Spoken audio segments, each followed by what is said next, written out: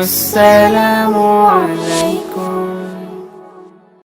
কোনো ব্যক্তি যদি এইরকম নিয়ত করে আল্লাহর কাছে চায় যে আল্লাহর দিন ইসলামকে দুনিয়াতে গালিব করতে গিয়ে আমি শহীদ হব, এরকম নিয়ত করছে, কিন্তু ওই মাতা আলা ফিরাসিহি, সে যদি নিজের বিছনায়ও মারা যায়, বাল্লাকাহুল্লাহু মানাজিলা শুহাদা, হাসরের ময়দানে আল্লাহ তাকে শহীদদের কাতারে দাঁড় করায়া দিবে। এই হিসাবে ওসমান হাদি কি দুই একজন বলতেছেন বাপ বাকি কথা কন না কেন?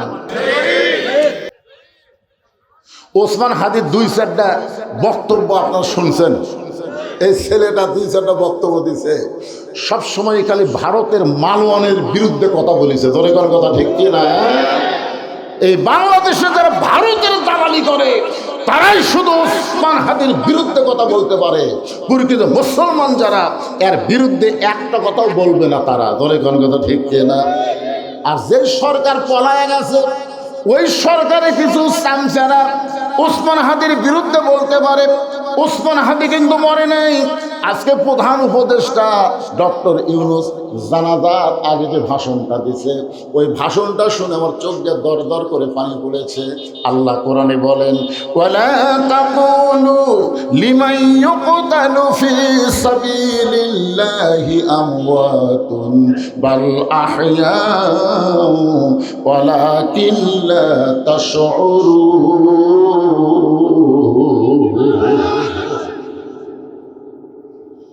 ওমর ফারুক বললেন, মা তোমার কথা শুনে আমার খুব ভালো লাগলো, কিন্তু তুমি যে ধীর গতিতে চলতেছো, দুই পাহাড়ের মাঝখানে গিরিপথে তুমি যে চলতেছো, এই চলার সাইজটা খুবই ধীর গতি। এভাবে ধীর গতি চলার কারণে আমার মনে হয় তোমার ভিতরে কোনো দুঃখ আছে, কারণ একজন দুঃখী মানুষ এভাবেই চলাচল করে। আমার মনে হয় তুমি একজন দুঃখী নারী। মেয়েটা বলে, পথিক আসলে আমি একজন দুঃখী নারী। আজকে 6 দিন হলে এই গিরিপথে হযরত ওমরকে আমি খুঁজতেছি। আসলে আমি একজন দুঃখী নারী, কিন্তু আজকে 6 দিন হলে হযরত ওমরকে আমি খুঁজতেছি।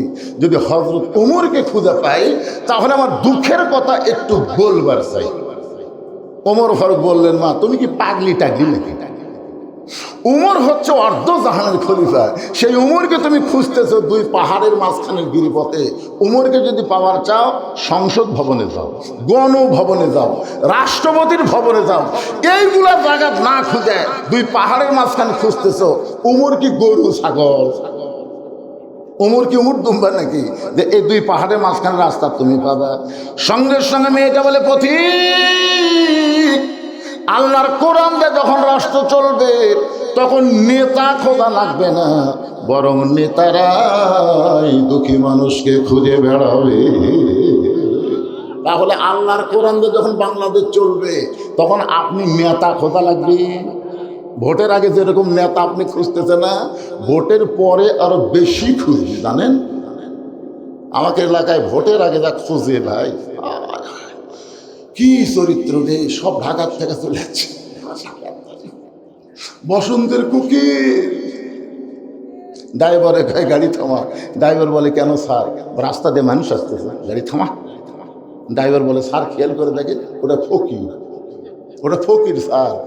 নেতা বলতে তো পাগলা, ভোটের আগে ফকির হচ্ছে হামুর, থামা। এখন ড্রাইভার কি করছে, গাড়ি ব্রেক করছে, নেতায় আস্তে করে নামে যায়, ফকির সালাম দেয়, সালাম আলাইকুম চাচা, কেমন আছেন চাচা? ফকির খালি চারিদিকে। নেতা কয়, কি দেখতেছেন? কাক সালাম দিলেন? আপনাকেই তো দিলাম, আমি ভিক্ষা করে খাই। নেতা কয়, ভোটের আগে আপনিও হামুতে। এই রে নেতার চরিত্র। গরিবের বন্ধু, সমাজ সেবক, জনদরদি করে গরিব মানুষের ভোট নেবে, ভোট নিয়ে ঢাকায় চলে যাবে, মাঝে মধ্যে আক্কেলপুর বেড়াভার আসবে, কিন্তু শামসের অত্যাচারের নেতার সাথে দেখা করা যাবে না। ধরে কোন কথা কর না কেন? এতই শামসা হবি ভাই, ওই শামসের অত্যাচারের নেতার কাছে আপনি যাবেন পারবেনই না।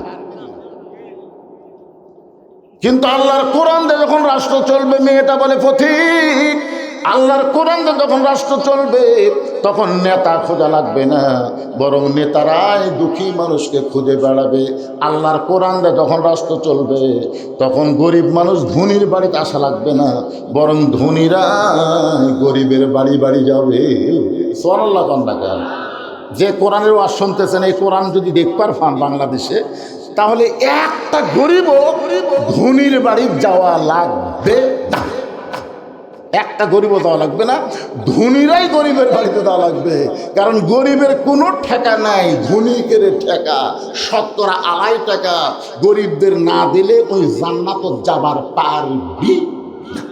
এখন গরিব যদি না নেয়, এর অবস্থা কি? এক ব্যাগ টাকা লিয়া এক ধনী মানুষ 7 দিন ধরে ঘুরিছে, একটা গরিব নেয়নি। মনের দুঃখে মাথার চুলো থাকতে বলতেছে, আল্লাহ, কোরআনের সমাজ যখন চালু থাকবে তখন ধনী না হয়ে গরিব হয় ভালো। 7টা দিন হলে ফকিরের মতন ঘুরতেছি, একটা গরিব টাকা নেয় না। মনের দুঃখে লোকালয় বাদ দিয়ে মরুভূমির মধ্যে গেছে, যা দেখে গাছের ছায় একজন বস্তা মাথার দিয়ে ঘুম পাড়তেছে। বেয়া গেল, মনে করছে যাকে 7 দিন পরে পাচ্ছি রে, আসসালামু আলাইকুম। বস্তাওয়ালা লাভ ধরে বলতেছে আলহামদুলিল্লাহ। বেয়া গেল, ভাই তোর সালাম দিলাম, তুই ওয়ালাইকুম সালাম না বলে আলহামদুলিল্লাহ কেন? বলে 1 বস্তা টাকা নিয়ে 15 দিন ঘুরতেছি ভাই, তুমি গরিব পাইবি রে, তোকে দেখে আমার গরিব মনে হয়, টাকার বস্তাটা লেতো। বেয়া গেল, আমি ঘুরি 7 দিন, তুই ঘুরিস 15 দিন, তাহলে গরিব গেল কোথায়? আপনি জানেন, সুদ ভিত্তিক অর্থনীতির কবর দিয়া যাকাত ভিত্তিক অর্থনীতি যখন চালু হবে, ওই দেশের জন্য আল্লাহ গজবের দরজা বন্ধ করে রহমত বরকতের দরজা খুলে দিবে। রহমত বরকতের মালিক কে? অনেক বাড়িতে দেখবেন টাকা আছে, শান্তি নাই। অনেক বাড়িতে দেখবেন শান্তি আছে, টাকা নাই। যেরকম কথা ঠিক কিনা? এবারে তোকে কি গল্প শুরু হচ্ছে? যে গল্পের থেকে আমার কানে আসে।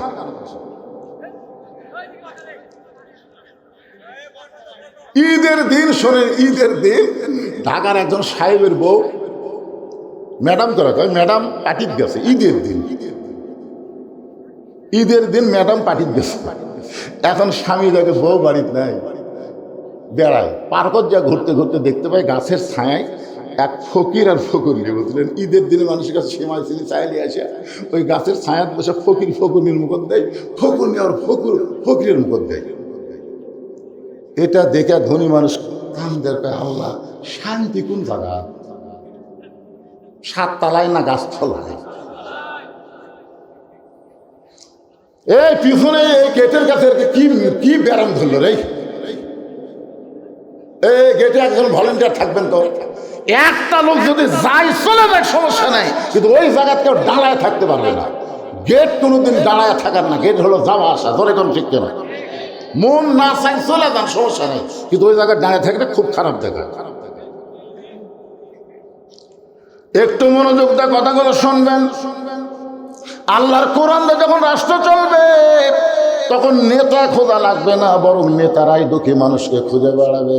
আপনারা হযরত ওমর ফারুকের জীবনে পড়ে দেখেন, উনি কি রাত্রিবেলা ঘুমাইছে নাকি? একদিন রাতের বেলা ওমর ফারুক মানুষের দুঃখ কষ্ট দেখার জন্য দেখে তাঁবুর মধ্য থেকে একজন পুরুষ মানুষ বাইরে খালি দৌড়াদৌড়ি করতেছে, একবার উত্তরে যায় একবার দক্ষিণে যায়। ওমর ফারুক রাত্রেবেলা চিন্তা করলেন যে তাঁবু টাঙ্গানো হয়েছে, সেই তাঁবুর ভিতর থেকে বাইরের লোকটা এরকম অস্থির কেন? ওমর ফারুক ওকে স্থিরতা দেওয়ার জন্য সালাম দিলেন, আসসালামু আলাইকুম ইয়া আব্দুল্লাহ। লোকটা সালামের উত্তর দেয় না। ওমর ফারুক বলেন, আসসালামু আলাইকুম ইয়া আখি। লোকটা সালামের উত্তর দেয় না। ওমর ফারুক, আসসালামু আলাইকুম। লোকটা সালামের উত্তর দেয় না। ওমর ফারুক প্রথম বলছে, আল্লাহ রহমত হোক, বর্ষণ হোক আল্লাহর বান্দার উপর, আল্লাহ রহমত বর্ষিত হোক, আমার ভাইয়ের উপর আল্লাহ রহমত বর্ষিত হোক। পরে খালি খালি সালাম দিছে, উত্তর দেয় না।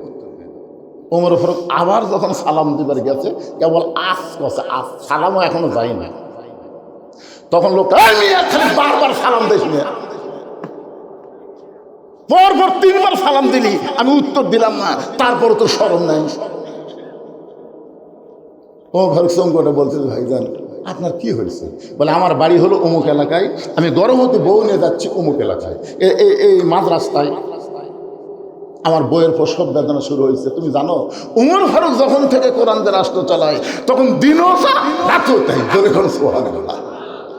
আমার গর্ভবতী বউকে নিয়ে আমি যাচ্ছিলাম অমুক এলাকায়, কিন্তু রাস্তার মাঝে আমার গর্ভবতী বউটার প্রসব বেদনা শুরু হয়েছে। তাঁবুর মধ্যে আমার বউটারে রাইখা আমি বাইরে গেলে অস্থির হয়ে ঘুরতেছি। আমার বউটার আমি কিছুই করবার পারতেছি না, বউটা খুবই কষ্ট পাচ্ছে। আর এই কষ্ট আমি বাইরে ঘুরি আর তুমি মিয়া খালি সালাম দাও। ওমর ফারুক বললেন, ভাইজান ইন্নাল্লাহা মা'আস সাবিরিন, ধৈর্যশীলদের সঙ্গে কে থাকে? অস্থির হওয়া যাবে না, ধৈর্য ধরা লাগবে। এটা আমার কথা না, আল্লাহর কথা। আল্লাহ বলেছেন ইন্নাল্লাহা মা'আস সাবিরিন ইযা আসাবাতুহুম মুসিবাতুন ক্বালু, সকলে বলেন ইন্না লিল্লাহি ওয়া ইন্না ইলাইহি রাজিউন। যখন তোমাদের উপরে বিপদ আপদ মুসিবত আসবে, আল্লাহ বলেছেন কলু, তখন তোমরা বলো ইন্না লিল্লাহি ওয়া ইন্না ইলাইহি রাজিউন। ভাইজান একটু ধৈর্য ধরো।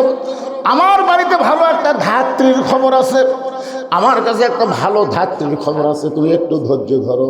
লোকটাকে ধৈর্য ধরায় ওমর ফারুক গভীর রাত্রে এক দৌড়ে বাড়ির দরজাতে সে ডাকতেছে, আব্দুল্লাহর মা। ওমর ফারুকের ছেলের নাম কি? আব্দুল্লাহর মা। এই ডাক দাও মাত্রই দরজা খুলে দিয়েছে।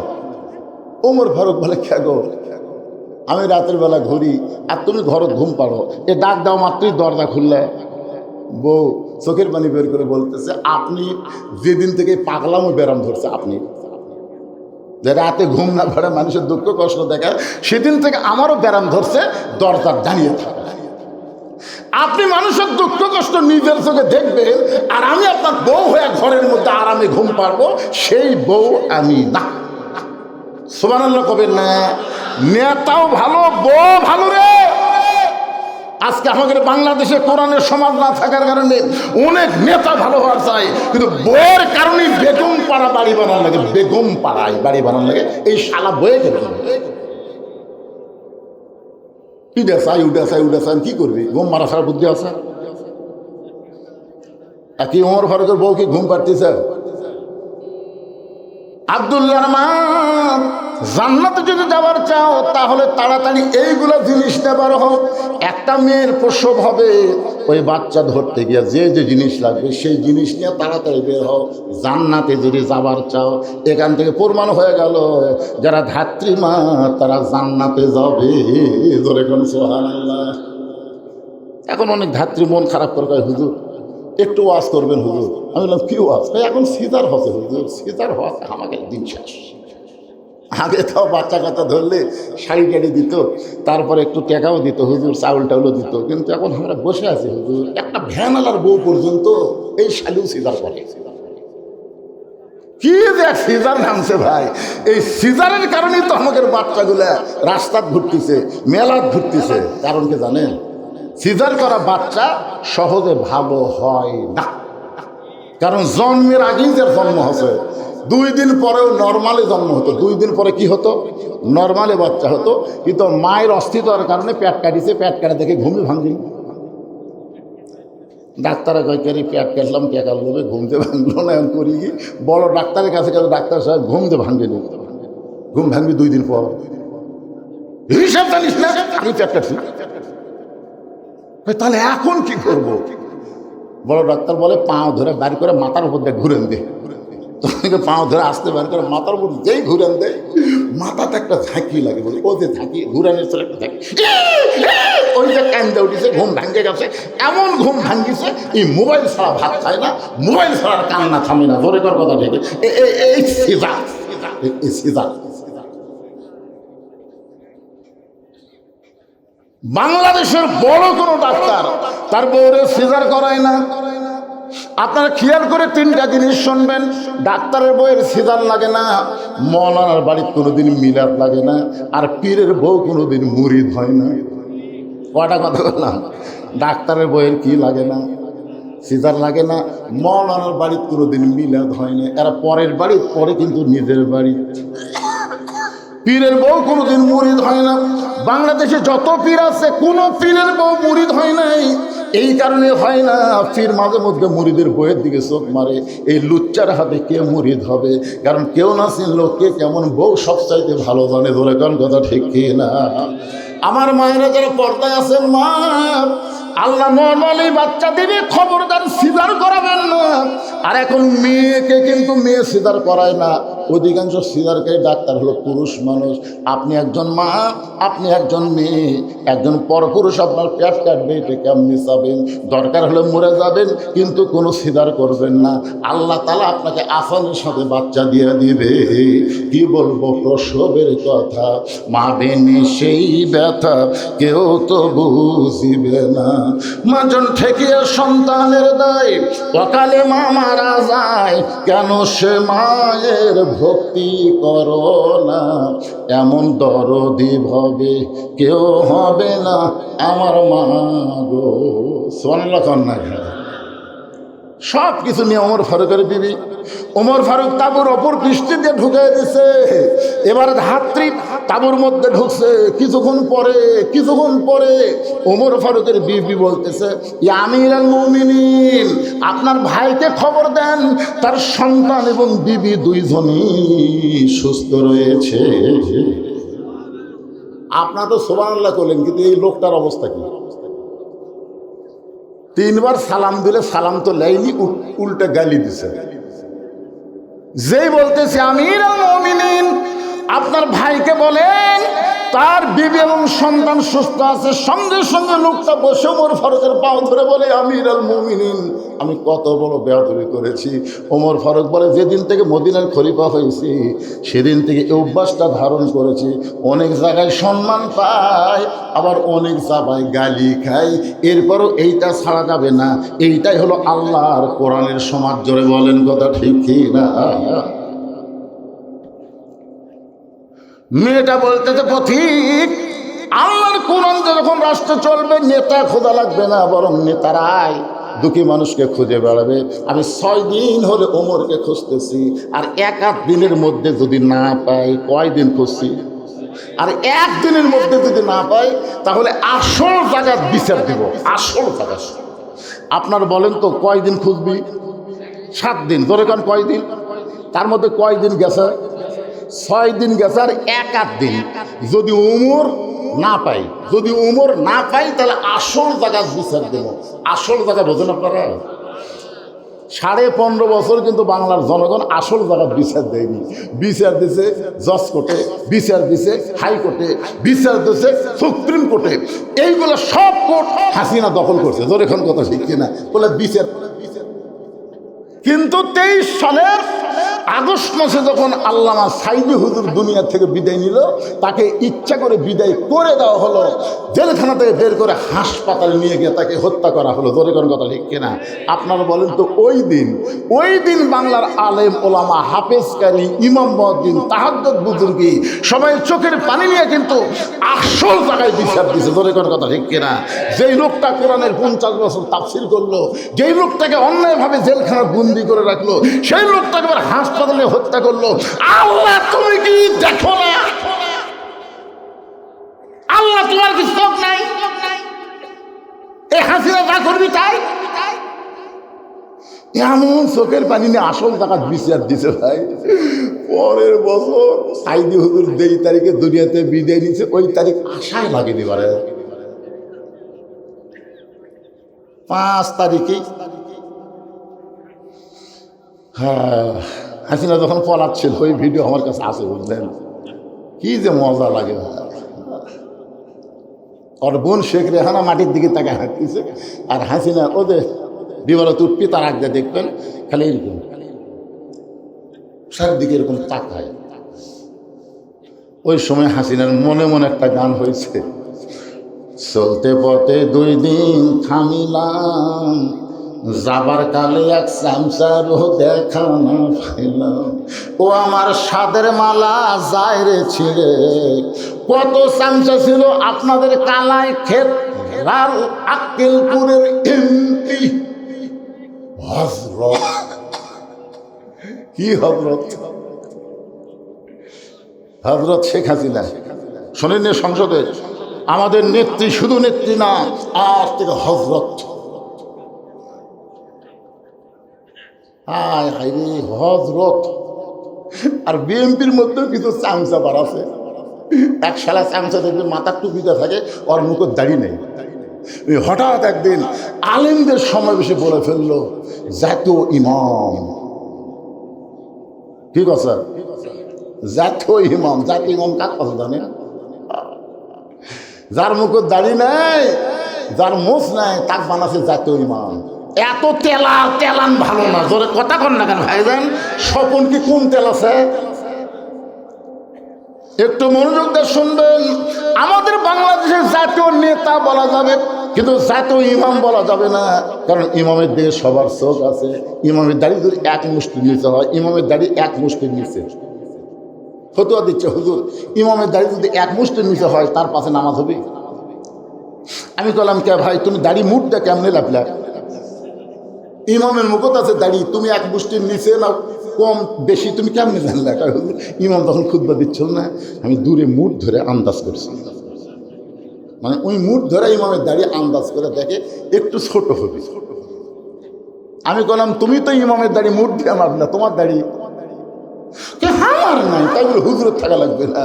যেই বাংলাদেশের দাড়ি ছাঁচা, ইমামের দাড়ি মুঠ দালাপে, সেই বাংলাদেশের জাতীয় ইমাম কোনো তেল তেলানা হবার পারবি না। জোরে কথা কন না কেন ভাইজান? আপনার কি বুঝতে পারতেছেন না? আদা কথায় আদম বোঝে, সারাত করলেও গাধা বোঝানো যাবে না। একটু মনোযোগ দিয়ে শুনবেন। ওমর ফারুক হাঁটু গেড়ে মেয়েটার সামনে বসে বলতেছে, মা তুমি 6 দিন হলে যেই ওমরকে খুঁজতেছ, আমি হইলাম সেই ওমর। একেবারে মেয়েটার সামনে হাঁটু গেড়েছে। বাংলাদেশের মতন 96টা দেশের খলিফা, চিন্তা করছেন?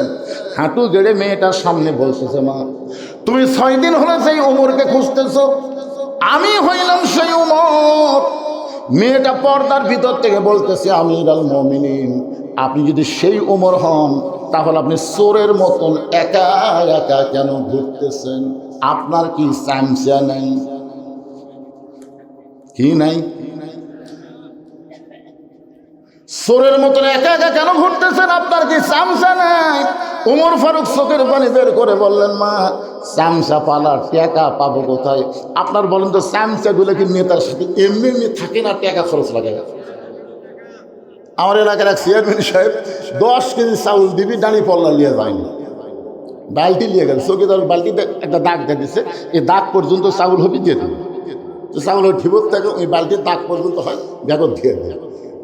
তো একজন চিন্তা করছে, কে রে 10 কেজি কাগজ লেখা আছে, আর বালতি দিয়ে মাপা দিল, ওজন কি ঠিক হলো?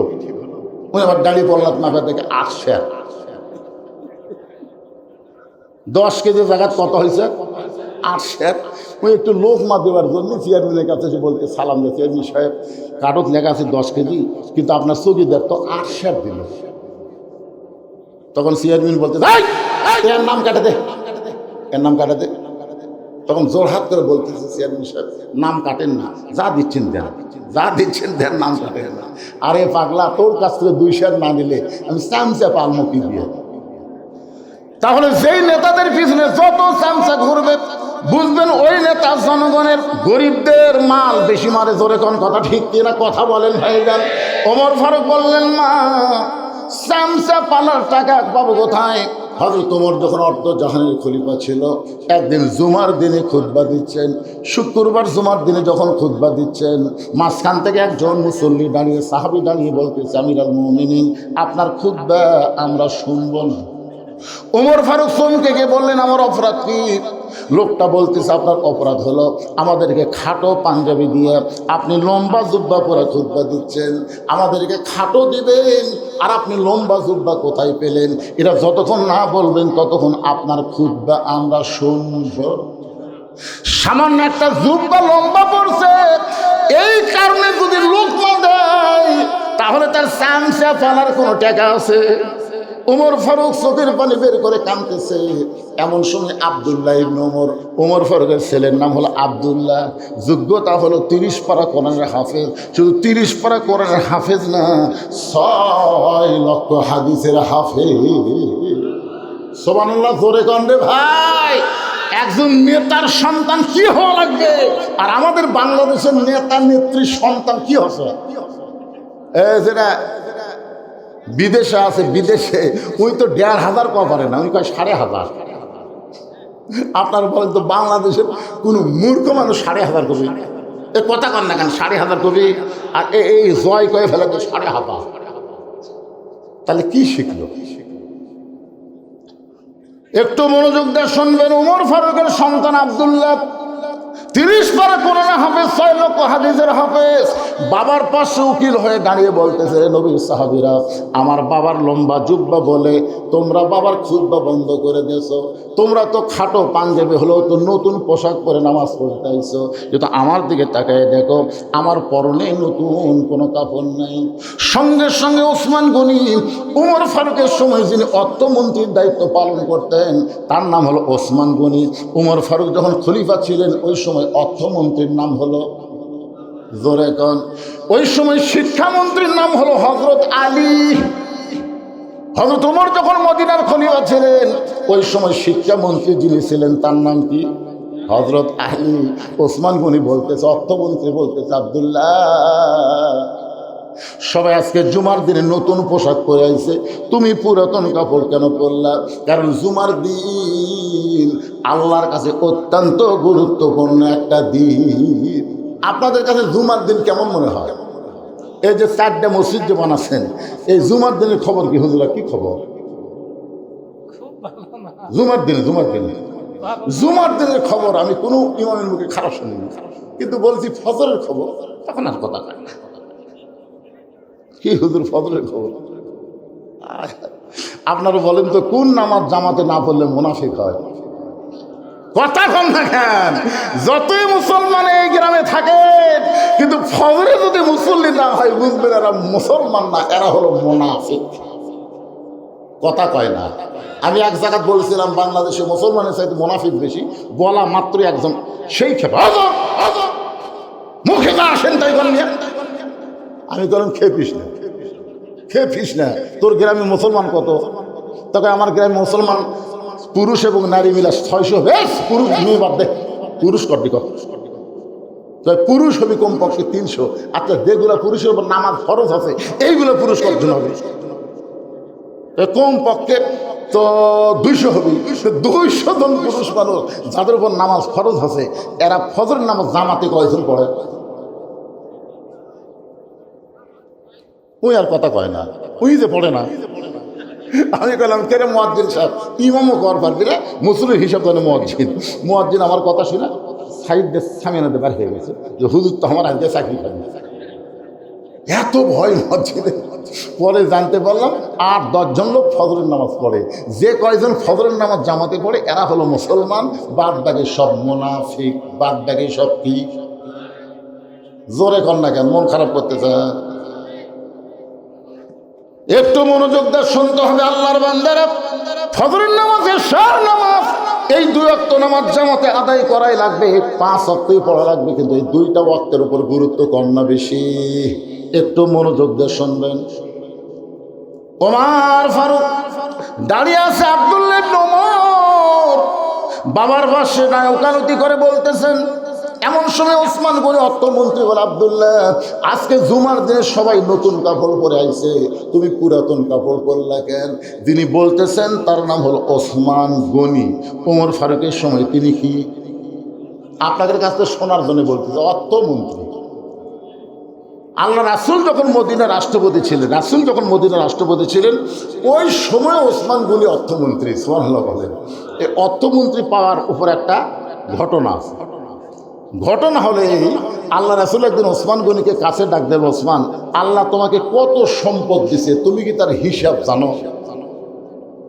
তো ওসমান গনি বলতেছি, ইয়া রাসূলুল্লাহ যেদিন থেকে যাকাত ফরজের আইন হয়েছে সেদিন থেকে অবশ্যই সম্পদের হিসাব রাখা লাগবেই। জোরে কোন কথা ঠিক কিনা? এখন যদি আমার ভাইকে বলি, ভাই আপনার সম্পদের হিসাব আছে, না হুজুর। আপনি কি জাকাত দেন না? দেই হুজুর। তো কীভাবে দেন? হাত আন্দাজে দেই। আপনার বলেন তো হাত আন্দাজে জাকাত দিলে হবে? 17.5 টাকা জাকাত দেওয়া লাগবে। রাসূল ওসমান, তাহলে আল্লাহ তোমাকে কত সম্পদ দিছে একটা হিসাব দাও। ওসমান গনি বললেন, নবী গো, আল্লাহ আমাকে এত সম্পদ দিছে, এই সম্পদ রাখতে গিয়ে যে গুদাম আছে, এই গুদামে তালা দিয়া ওই গুদামের চাবি টানতে একটা উট হিমশিম খা। কি বুঝলেন? আল্লাহ আমাকে যত সম্পদ দিছে, এই সম্পদ গুদামের মধ্যে রাইখা এই গুদামের তালা দিয়ে ওই গুদামের চাবি টানতে একটা উট হিমশিম খায়। রাসূল ওসমান, এত সম্পদ আল্লাহ তোমার দিয়েছে, এই সম্পদ যদি আল্লাহ ফেরত চায় তুমি কি দিবা? চাহিবা মাত্র ওহার বাহককে ফেরত দেওয়া লাগবে। টাকার মধ্যে লেখা আছে না নাই? আল্লাহ যদি ফেরত চায় তুমি কি দিবা? সঙ্গে সঙ্গে ওসমান গনি মারছে দৌড়। ওসমান গনি যেই দৌড় মারছে, সাহাবীরা চিন্তায় পড়ে গেল। ওসমান গনি এত জোরে দৌড় মারলো কেন? ওসমান গনি তো আমরা কোনোদিন দৌড়াতে দেখি নাই। অর্থমন্ত্রী এত জোরে দৌড় মারছে কেন? কিছুক্ষণ পরে সবাই তাকায় দেখে ওসমান গনির যেই উটটা চাবি বহন করে, ওই উটটা রশি ধরে ধরে নবীর কাছে নিয়ে আইছে। এসে বলে, ইয়া রাসূলুল্লাহ, আল্লাহ আমাকে যত সম্পদ দিছে, ওই সম্পদ গুদাম সহ তালা সহ এই চাবি বহনকারী উটটাও পর্যন্ত আমি আল্লাহকে দিয়ে দিলাম। লিল্লাহে তাকবীর। আল্লাহর নবী বলে, ওসমান, তাহলে সবই যদি আল্লাহকে দিয়ে দিলা, তোমার জন্য কি রাখলা? ওসমান গনি বলতেছে, একজন ইমানদারের জন্য আল্লাহ রাসূল ছাড়া আর কিছু দরকার নেই। আমি যদি আপনাদেরকে এখন কিছু বলি যে ভাই, যে মসজিদের উদ্যোগে মাহফিল, সেই মসজিদে যদি আল্লাহর হস্তে কিছু দিবার কই, আপনি কি দিবেন?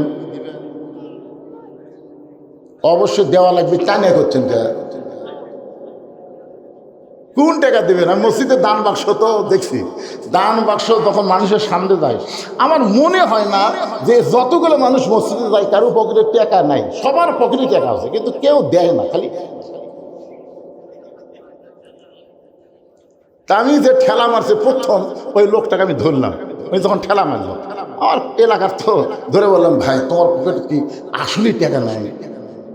তবে হুজুর, যে দান বাক্স মুখের সামনে আলো, আমি খেয়াল করে দেখলাম 500 টাকার নোট আছে, 200 টাকার নোট আছে, 100 টাকার নোট আছে, কিন্তু 10 টাকার নোট নাই। যেই 10 টাকার নোট নাই দেখবার পাচ্ছি, তখন ঠেলা মারছি। আপনারা বলেন তো, আল্লাহ কোরআনে কি বলেছেন? কোরআনে বলেছে, লান তানালুল বিররা হাত্তা তুনফিকু মিম্মা তুহিব্বুন। তুমি যেইটাকে সবচেয়ে বেশি মহব্বত করবে, সেইটাই তুমি আল্লাহ দিয়ে দিবে। তোমার কাছে 500 আছে, 200 আছে, 100 আছে, এই তিনটার মধ্যে কোনটা বেশি মহব্বত করো? 500, তো 500 দিবে। 500 দিলে আমি বাজার করবো। এই পাগলা, তোর বাজারের চিন্তা তোর না, তোর বাজারের চিন্তা হলো আল্লাহ। ধরে কোন কথা ঠিক কিনা? আমরা নিজেরাই যখন চিন্তা করি, তখন আল্লাহ চিন্তা কেটে যায়। মনে করেন আপনি বগুড়া গেছেন, মনে করেন বোঝানোর জন্য বলতে, যে বগুড়া আপনি গেছেন, বগুড়া গেছেন, বগুড়া থেকে ফিরতে ফিরতে রাত 9টা, একটা সিএনজি চড়ছেন, সিএনজি এসে দুঃখছেন আমাদের, ভাই আমি আর যাবো না। তখন এক সিএনজি কাছে রায়কালি পর্যন্ত আমি যাবো, ভাই টাকা লাগবে 200। কী করছেন? টাকা আছে রে, চল। কিন্তু রায়কালে আসার পরে সিএনজি যে নামা দিছে, তখন আপনি চিন্তা করতেছেন, আমি এই গ্রামের নামটা কি, দেবী শাউল যাব। অটো ভ্যান নাই, রিক্সা নাই, ভুটভুটি নাই। তখন রাত বাজে 10টা, কিছুই নেই। এবারে দেবী শাউল যাওয়ার কোনো লোক আছে? তাই নাই। তখন দেখছে কেউ যখন নাই, আমার তো বাড়ির যাওয়াই লাগবে। তখন ওর ইমান বলতেছে, কেউ না থাকলে কি হবে, তোর আল্লাহ নেই, তোর আল্লাহ নেই। তখনই আল্লাহর উপর ভরসা করে পায়ে হেঁটে হেঁটে রওনা দিছে। আল্লাহ আল্লাহ আল্লাহ আল্লাহ আল্লাহ আল্লাহ সবসময় জিকির হচ্ছে। হঠাৎ যদি অন্ধকার সর সর শব্দ, আল্লাহ মানে শব্দ হলে আর জোরে, ওই বাড়ির দরজা দেখছে, মনে করে হেঁটে হেঁটে 1 ঘন্টা পর বাড়ির দরজা পাশে, বাড়ির দরজা এসে ডাকতে, সকিরের মা দরজা খুলে দাও। যেই বউ দরজা খুলে দিচ্ছে, বাড়ির মধ্যে পাও দেখে, বাঁচলাম রে বাঁচলাম রে। বউ কি হয়েছে? হায় হায়, রায়কালি থেকে বাড়ি ফিরবেন তো কোনো লোক নাই রে। আল্লাহ কয়, পাগলা, বউ পায়া বাড়ি পায়াই তুই ভুল করলি। কারণ এতক্ষণ তোর সঙ্গে কেউ ছিল না, আমি আল্লাহ ছিলাম। ধরে কোন কথা ঠিক কিনা? একটু মনোযোগ দেবেন, আল্লাহকে সবচাইতে বেশি গুরুত্ব দিবেন। সে আল্লাহর ঘর মসজিদের উদ্যোগে মাহফিল, আমি একটু আপনাদের কাছে রুমাল দেবো, গামছা দেবো, 10 টাকা 20 টাকা 50 টাকা 100 টাকা আদায় করে কি লাগবে? তাহলে আপনারা ভিতরে লোক দেন, এ পিছন থেকে উঠে গেলে এখন উঠলে চলবে না তো, এলাকা আদায়কারী নাকি পিছনে যারা? আচ্ছা ঠিক আছে, তোমরা ওঠো, অসুবিধা নেই। আপনার একটু পকেট থেকে বার করেন, বড় নোট, চকচকা নোট, ছিঁড়া জানতেন না, কারণ মসজিদ আল্লাহর ঘর, এই ছিঁড়া ছেঁড়া দিলে কিন্তু আমল আখলা ছিঁড়ে দেন। কেউ যদি বাকি দেন, পকেটে নিয়ে আসেন নাই, এই দেবীর সামনে এই মসজিদের মুসল্লি কারা কারা, যে মসজিদ থেকে মাহফিল হচ্ছে এই মসজিদের মুসল্লি কারা কারা একটু হাত তোলেন তো। এই মসজিদের, যে মসজিদ কেন্দ্রিক আজকের মাহফিল হচ্ছে, এই কয়জনই? আচ্ছা হাত নামান, আপনারা হাত নামান। বাহির থেকে যারা আইছেন অন্য মসজিদের মুসল্লি, তারা একটু হাত তোলেন তো ভাই। মানে সব লোক আপনারা বেড়েন? আচ্ছা হাত নামান। তাই তো দু একজন উঠবুস করে, বাহিরের যারা লোক আছে এরা চিন্তা করে রাত অনেক হয়ে গেল, আগামীকাল এই কাজ আছে, কি করি, হুজুর তো ওয়াজ ধরলো ছাড়েও না, এই জন্য দু একজন উটপুট করতেছে। ভাইজান আজকের ওয়াজ হচ্ছে আল্লাহর কোরআন খালি শুনবো না, বাস্তবে আল্লাহর কোরআন আমরা দেখবো। ধরে কোন ঠিক কিনা? ওমর ফারুক হাঁটু গেড়ে বসে, মনে হয় তো আপনাদের নাই, আমি আপনাদের মনে করে দিয়ে আলোচনা করব। তবে একটু দিয়ে দেন আল্লাহর ঘর মসজিদে, এখানে অনেক অতিথি আছেন, সুদীজন আছেন, তাদের কাছে ব্যাগ আসবে না, তাদের কাছে রুমাল আসবে না। রুমাল আসবে, তাদের কাছে আসবে না। আমি সভাপতি প্রধান অতিথির কাছে চাবো না, ওনাদের কাছে চাইলেই ঠকা, ওনাদের কাছে আমি চাবো না, ওনারা যা খুঁজে দিবে, অসুবিধা নেই। কারণ চাওয়া মানে ঠকা। ওসমান গনির কাছে কেউ চায়নি, চাইলেই ঠকছে। কারণ যা চিন্তা করে তার চাইতে কয়েক গুণ বেশি দেয়। ইনারা দিয়ে দিয়ে আল্লাহ দূর পর্যন্ত নিয়ে গেছে। ভাইজান বিশ্বাস করেন, আমি এক সময় এমন অভাবের মধ্যে ছিলাম, একটা কাপড়ের দোকান ছিল আমার, কোনোদিন বিক্রি হতো, কোনোদিন হতো না। আজকে সেখান থেকে আল্লাহ কোথায় নিয়ে গেছে, আমি আল্লাহ না শুকরি বান্দা হইনি। বর্তমান 235 শতক জায়গার উপরে গিয়ে দেখবেন মসজিদ, মাদ্রাসা, এতিমখানা নির্মাণ করছি। সেখানে পৃথিবীর কারো কাছ থেকে 1 টাকা দান সদকা নেওয়া হয় না, সমস্ত টাকা হলে ওয়াজের টাকা। আমি ভবিষ্যৎকে চিন্তা করি, কারণ আমি থাকবো না, আমার মসজিদ মাদ্রাসা থাকলে এর ওসিলায় হয়তো আল্লাহ আমাকে একদিন মাফ করতে পারে। ধরে করার কথা ঠিক কিনা? আপনারাও কেউ থাকবেন না, আপনার 10 টাকা 20 টাকা এই মসজিদ যেটা দিলেন, মসজিদ কিয়ামতেও ধ্বংস হবে না। ইসলামী সিংহায় যখন ফুৎকার দেবে তখন মাদ্রাসা মসজিদ ধ্বংস হবে না, এগুলো আসমানে উঠতে থাকবে। আল্লাহ এগুলো কুদরতি হাত দিয়ে ধরে জান্নাতের মধ্যে সিনারি বানিয়ে দিবে। ধরে কর সুবহানাল্লাহ। মহিলাদের মধ্যে আদায় হবে। আমার মায়েরা আল্লাহর রাস্তায় সবাই দান করবেন, দেন, সবাই দেন, আল্লাহর রাস্তায় সবাই দেন। যিনি যা পারবেন একটু মহব্বত করে দিবেন ভাইজান। জীবনের শেষ দাও হতে পারে, আজকের দান জীবনের শেষ দান হতে পারে। আপনাদের মধ্যে কেউ বাকি দিবেন 10,000, 5,000, 20,000, 1,000, 2,000, এখানে কাগজ কলম নিয়ে ভাই খালি। আজকের মাহফিলের একজন সহসভাপতি আমার ভাই 500 টাকা দান করছে, আল্লাহ তার দান কবুল করুক। জোরে কর আমিন। এরকম 2-4 জন আছেন, উঠবেন না, কেউ উঠবেন না, যে কটা গেছে গেছে, দেখে অসুবিধা নেই। আপনারা যারা আছেন এই শেষ পর্যন্ত কথাগুলো শুনে আপনাদের নিয়ে আমি মোনাজাত করব। হতে পারে আজকের মাহফিল আমাদের জীবনের শেষ মাহফিল, হতে পারে না? কথা কন্যান, হতে পারে না? কি মনে করতেছেন? কতদিন পর্যন্ত? মিশে মায়াই বন্দি থাইকা করলাম কত খেলা, পশ্চিমে তাকায়া দেখো তোমার ডুইবা গেছে বেলা, এক পলকের নাই ভরসা, মিশে সকল আশা, কখন বুঝি দারুণ ঝড়ে ভাঙবে তোমার বাসা। আর একজন সহসভাপতি 1,000 টাকা দান করছে, আল্লাহ দানকে কবুল করেন, আল্লাহুম্মা আমিন। আপনার কি মাহফিলের জন্য টাকা পয়সা আগে তুলছেন নাকি গ্রাম থেকে? তো মসজিদ তো সেই ভুংভাং ভালোই তো মোটামুটি আসলে। আপনার প্রতি বছর মাহফিল করবেন, এই গ্রামের যারা বাহিরে আছে, গ্রামে যারা আছে স্বাবলম্বী যারা, তাদের কাছ থেকে মোটামুটি টাকা নিয়ে আপনার মাহফিল করবেন। এই সামান্য 2-4 টাকার জন্য চাইয়ে এই মাহফিলের সৌন্দর্য নষ্ট করার দরকার নেই। আপনারা কি মনে করতেছেন যে গ্রামের মসজিদ, ওই গ্রামের লোকেরাই মসজিদ সুন্দর করবে?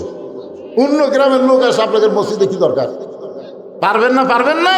পাকিস্তানের ক্রিকেটার শহীদ আফ্রিদি নিজের টাকা দিয়ে 19টা মসজিদ নির্মাণ করছে। আগে 19টা মসজিদ নির্মাণ করে তারপরে উনি নিজের বাড়ি বানাচ্ছেন।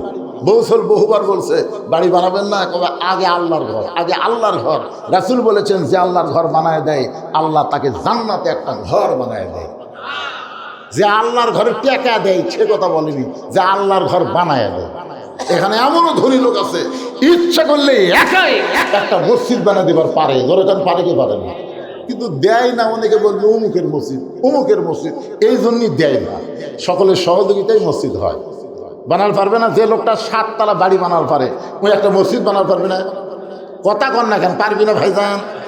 কিন্তু 7 তলা বাড়ি বানাতে কোনোদিন ডান্স আছে যে ভাই আমি রাস্তার মূলক 7 তলা বাড়ি বানাচ্ছি রে, তোমরা 1 বস্তা 2 বস্তা সিমেন্ট দাও তো, এ কথা কোনদিন কইছে? কেন কয়নি? কারণ ওই বাড়ি ওর বাড়ি, এই বাড়ি ওর বাড়ি, এখানে কারো অংশগ্রহণ চলবে না। আর মসজিদ ওর মসজিদ না, মসজিদ হলো আল্লাহর ঘর, সকলেই সমান অধিকার। জোরে কোন কথা ঠিক কিনা? এই যে অনেক স্বাবলম্বী ইচ্ছা করলে মসজিদ বানায় দেবার পারে, কিন্তু করে দেয় না আপনাদের সকলের সহযোগিতার জন্য। এই পিছনের লোকের একটু সামনে আসেন তো, আমি একটানা কথা বলে আপনাদের সাথে দোয়া করে এখান থেকে বিদায় হব। ভাই জানেন একটু জিকির করেন লা ইলাহা ইল্লাল্লাহ, লা ইলাহা। এই পিছনে যারা বসে আছেন সামনে আসেন, যারা গেছে চলে গেছে, সিটা পাতানের দরকার নাই, আমাদের ধানের দরকার। বাতাস দিলে সিটা পাতান থাকবি, কথা কম থাকবে। তোমার 10 টাকা 20 টাকা না হলে মসজিদ চলবে, কিন্তু তুমি কথা শেষ না শুনে যাও কোথায়? তুমি যেদিকে রওনা দিলে ওই বাড়ি পর্যন্ত যাওয়ার গ্যারান্টি তোমার নাই। রাস্তার মধ্য থেকে হয় তোমাকে কবরে, না হয় হাসপাতালে যাওয়া লাগতে পারে। অনেক মানুষ বাড়ি যাওয়ার জন্য ধড়পড় করে, কিন্তু রাস্তার মধ্যে অ্যাক্সিডেন্ট করে আর বাড়ি যাওয়া হয় না, হাসপাতালে যাওয়া লাগে। ধরে কোন কথা ঠিক কিনা? অনেক মানুষ এত জোরে যায়, মোটর সাইকেল চালাচ্ছে, কোথায় যাচ্ছে ভাইজান? বলে আমার বাড়িতে দরকার পড়ছে, কল করছে ভাইজান, খুব তাড়াতাড়ি বাড়ির যাওয়া লাগবে, 8 ঘন্টার মধ্যে বাড়ির যাওয়া লাগবে। 8 ঘন্টা পর বাড়িত না, কিছুক্ষণ পর মসজিদের মাইকে শোনা গেল লোকটার দুনিয়াতে নাই, এই দুনিয়া ছেড়ে পারে পাড়ি দিয়েছে। এরকম খবর আপনারা শোনেননি? আমার এলাকার শ্বশুর জামাইয়ের বাড়িতে পিঠা পাকান দিয়ে যাচ্ছে, বউ তো খালি বাড়ির চিন্তা করতেছে আমি স্বামী পাঠা দিলাম, এদিকে মেয়ে চিন্তা করতেছে আমার বাপ আসতেছে। কিন্তু 2-4 ঘন্টা হয়ে যায়, কে রে? ওর মাও ফোন করে মেয়ের কাছে, কি বাবা তোমার বাপের মোবাইল কেমন দুঃখিত দুঃখিত বলতেছে, তোমার বাপ কি তোমার কাছে গেছে? মেয়ে বলতেছে না মা, এখনো বাবা আসে নাই। 3-4 ঘন্টা পরে যখন বাপ যায় না, পরে খোঁজ না দেখে শেখাহার আর ডিপুলের মাঝখানে পড়ে আছে। আর যাওয়া হলো না, বেটির বাড়িতে যাওয়া হলো না, নিজের বাড়িতে আসা হলো না, চিরদিনের জন্য পরপারে চলে গেছে। এই জন্য পাড়াপাড়ি, দৌড়াদৌড়ি, অধৈর্য, এগুলো কেন দেখাবেন কোরআনের মাহফিলে? 4 স্টলে 1-1 ঘন্টা গল্প করে, একবার ঘড়ি দেখে না। আর মসজিদের মধ্যে 5 মিনিট আগে ঢুকলে 4 বার ঘড়ি দেখে, এরকম লোক আসলে নাই? দরকার আসলে নেই। 5 মিনিট পরে নামাজের জামাত হবে, ওই 4 বার ঘড়ি দেখে, 4 বার। নিজেরটা দেখেও তখন হাউস মেটে না, পাশেরটা কয়েকটা ভাই আর কয় মিনিট, তো এখনো 3 মিনিট, আর ঘড়ি লুটতেছে না, আর ঘড়ি লুটতেছে। ওই লোকটাই নামাজ শেষ করে 4 স্টলে 1-1 ঘন্টা গল্প মারতেছে, একবার ঘড়ি দেখে না। এরকম লোক আছে না নাই? কোরআনের মাহফিল আসলে অধৈর্য হন, অথচ জানেন না এরকম মাহফিল প্রত্যেক দিন পাওয়া যাবে না। একটু খেয়াল করবেন। ওসমান গনি বলে, আব্দুল্লাহ আজকে জুমার দিনে সবাই নতুন কাপড় পরে আইছে, তুমি পুরাতন কাপড় পরে। আমি যদি আজকে নতুন পোশাক পরতাম তাহলে আমার বাবার জুব্বা লম্বা হতো না, আমার বাবার জুব্বা লম্বা হতো না। দুনিয়ার সবাই যখন ঘুমাইছে, আত্মা করলো হাক্কা তুকাতিহি, কারে কই? একটু মনোযোগ দিয়ে শোনেন। ওমর ফারুক আব্দুল্লাহর দরজায় গিয়ে ডাক দেয়, আব্দুল্লাহ রে, ও আব্দুল্লাহ তুই কি চেতন আছি? আব্দুল্লাহ বলে, আমি দরজা খুলে দেখি আমার বাবার হাতে একটা পাঞ্জাবি। আমি খুশি হয়ে বললাম, বাবা বাইতুল মাল থেকে আমার একটা পাঞ্জাবি দিছে, আপনি আর একটা দিয়ে বেড়াইছেন, আপনি আর একটা দিয়ে বেড়াইছেন। ওমর ফারুক সঙ্গে সঙ্গে আল্লাহর কোরআন তেলাওয়াত করলেন, ইন্নাল্লাহা ইয়ামুরুকুম আন তুআদ্দুল আমানাতি ইলা আহলিহা ওয়া ইযা হাকামতুম বাইনান নাস আন তাহকুমু বিল আদল। আল্লাহু আকবার। আব্দুল্লাহ তুই কি মনে করছিস যে তুই একটা পাঞ্জাবি পাইছিস, আমি আর একটা দিয়ে বেড়াচ্ছি? আব্দুল্লাহ বলতেছে, গভীর রাত্রে যে পাঞ্জাবি নিয়ে এসেছেন তাহলে কি ধরনের? বলে, পাগলা এই পাঞ্জাবি আমার ভাগত করছে, এই পাঞ্জাবি আমার ভাগে পড়ছে। এখন বল রে আব্দুল্লাহ, এই ছোট পাঞ্জাবি গায়ে আমি যদি খুতবা দেই কেমন লাগবে? আরে মুসল্লির পাঞ্জাবির দিকে কেউ তাকায় না, কিন্তু ইমামের পাঞ্জাবির দিকে তাকায় না মানুষ। তা আমি ছোট লেডিস মার্কা পাঞ্জাবি দাওয়াত যদি খুদবা দেই তাহলে বলতো কেমন লাগে। তাই তোর পাঞ্জাবিটা আমার একটু দান করে দে বাবা। আব্দুল্লাহ বলে, গভীর আমার বাবার কাছে আমার কাপড়ের অংশটুকু দান করে দিলাম। বাবার কাপড় আমার কাপড় একত্র করে বাবা লম্বা জুব্বা বানায় খুতবা দেয়। এখন বলো বাবার খুতবা শোনা যায় কিনা যায়? সমস্ত সাহাবীরা চিল্লায় বলে, আল্লাহর কোরআন যখন দুনিয়াতে চলবে, মানুষ যখন কোরআন অনুযায়ী চলবে, তখন এমন মুত্তাকি ভালো মানুষকে মুসলমানেরা নেতা হিসাবে দেখতে পাবে। ভালো নেতা দেখবার গেলে কোরআন দরকার আছে না নাই? আল্লাহর আইন চাই, সৎ লোকের কথা পায় না। মানে সৎ লোকের শাসন আগে না, আগে আল্লাহর আইন। আগে আল্লাহর আইন চাই, সৎ লোকের শাসন চাই। আমাদের বাংলাদেশে শুধু আমরা কোরআনের ওয়াজ শুনবো না, বাস্তবে আল্লাহর কোরআনকে আমরা দেখতে চাই। ধরে কারণ ঠিক কিনা? হযরত আলীর মতন শিক্ষামন্ত্রী দরকার, আলীর মতন শিক্ষামন্ত্রী লাগবে। আলীর মতন শিক্ষামন্ত্রী যদি বাংলাদেশে আসে, তাহলে একটা প্রাইমারিও একদম বাকদম ঘরম সাথে ঢাক ঢোলক ঝাঁঝর বাজে এই মিথ্যা শিক্ষা দেওয়ার টাইম পাবি না। জালিকাল কিতাবুল আরাইবা ফি হুদাল লিল মুত্তাকিন। বাচ্চাদেরকে আল্লাহর কোরআনের শিক্ষা দিয়ে ছোট বেলায় তাকে পবিত্র হওয়ার শিক্ষা দেওয়া লাগবে। ধরে দেওয়ার কথা ঠিক কিনা? আপনার বলেন তো, মাদ্রাসার ছাত্র, হাফেজি মাদ্রাসার ছাত্র আর প্রাইমারি ছাত্র, এই দুটা ছাত্রকে আপনার খেয়াল করে দেখছেন? দেখছেন? আমি দেখছি আমার এলাকার এক প্রাইমারি ক্লাস 2 এর ছেলে দাঁড়ায় পেশাব করে। আমি কইলাম, কে রে ভাই বসে থাকে? বসে না, আমি দাঁড়িয়েই মারতেছি। পেশাব তখন শেষ হলো, কে শুন করা যে বলিস টুয়ে বলিস, আসা তোকে বসবার করা, বসিস না কেন? তোর স্যার তোকে শিখাইনি কেমনি পেশাব করা লাগে। তখন বলতেছে, স্যার সাথে কি খন প্রাইমারি পেশাব করা যদি আমার স্যারই খারাপ হয়ে গেল, তোর স্যারই যদি খারাপ হয়ে পেশাব করে তুই বসবি? আর আমার মাদ্রাসা, আমি যে মাদ্রাসা আপনাদের দোয়ায় যেটা পরিচালনা করতেছি, ওই মাদ্রাসার বাচ্চারা পেশাব করবার আসে, ওদের পেশাব দেখলেই কলজা ঘোরা যায়। আব্দুল্লাহ আমার এক ছেলে পেশাব করবার আসে, খালি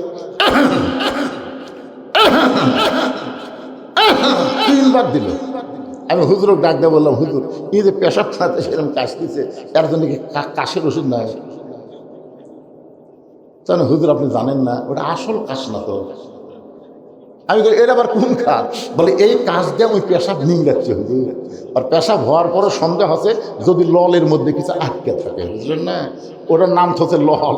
যদি আটকে থাকে ভাঙিতে কাজ দেয়, আঙ্গুলটা দিচ্ছে একটু বার হচ্ছে, আবার কাজ দিচ্ছে, আবার কাজ দিয়ে একটু দেখে বার হয়নি, তখন পানি খরচ করছে। পানি খরচ করার পরে অজু করতেছে। এই কঠিন শীতের ভিতরে মাদ্রাসার বাচ্চারা ঠান্ডা পানি দিয়ে অজু করে, কোরআন ধরে। কারণ আল্লাহ কোরআনে বলেছেন, লা ইয়ামাসসুহু ইল্লাল মুতাহহারুন। ততক্ষণ পর্যন্ত কোরআন স্পর্শ করবা না যতক্ষণ পর্যন্ত তুমি পবিত্র না হবা। আল্লাহর কোরআন যখন দুনিয়াতে চালু হবে, প্রত্যেকটা শিশু বাচ্চারা পবিত্র হওয়ার শিক্ষা পাবে। তাহলে সেই কোরআন আমাদের দেশে দরকার আছে না নাই? আয় নাই টিয়ে নাই ভরা দিয়ে না লেগেল বোয়াল মাছে, তাই না দিকে ভোদন আছে। আপনার বলেন তো, এই লেখাপড়ার মধ্যে একটা কথা সত্যি আছে? কথা কন না কেন ভাই? সত্যি আছে। তাহলে আপনার মাসুম বাচ্চারা এরকম মিথ্যার শিক্ষা করতে করতে মিথ্যার ফ্যাক্টরি হয়ে যাচ্ছে। মুসলমানের দেশে কোরআনের ওয়াজ শুনবো আর বাতিলের শিক্ষা গ্রহণ করব, এটা সামনে আর হতে দেওয়া যাবে না। ধরে কোন কথা ঠিক?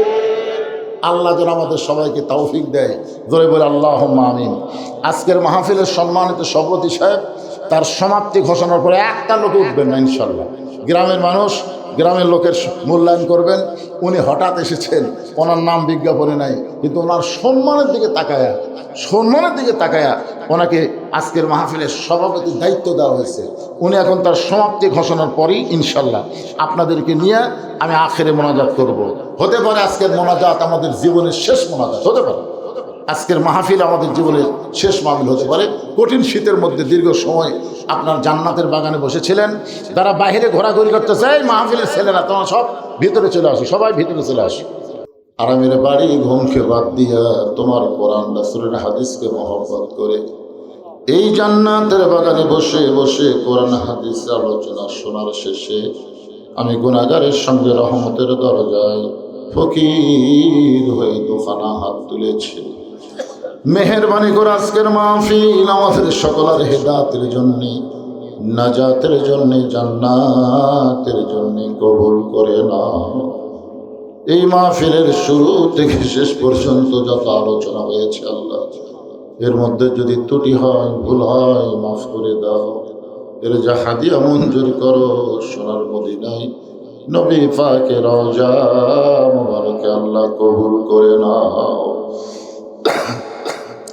তামাম আম্বিয়ায়ে কেরাম, আসহাবে কেরাম, উম্মাহাতুল মুমিনিন, শহীদ শহীদান, জান্নাতুল বাকি, জান্নাতুল মাসহ পৃথিবীর যত গোরস্থানে যত মুর্দা শুয়ে আছে আল্লাহ সকলে আরো ফরহান দিয়া কবুল করো।